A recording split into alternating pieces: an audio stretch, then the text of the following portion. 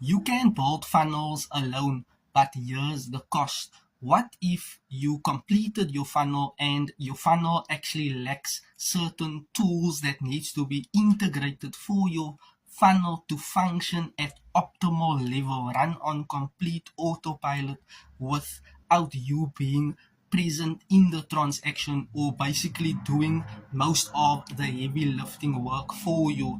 Building a sales funnel on your own can consume a lot of time, but it is worth it. But what if your funnel is incomplete? How are you able to nurture your leads, to build your email list, to generate leads, convert leads into sales? What you do not know, you do not know. No, that is why I highly recommend get some professionals or experts that can actually guide you into which tools you need to actually allow and align your funnel to work at optional or at optimal level so that you are able to see the results. Remember, a sales funnel can be very expensive. That is why you need to do your research as to which websites, which are companies for that can allow you to have host your domain, your website link, so that when people click on your link, you can actually drive them to a capture page and thereafter into your email list,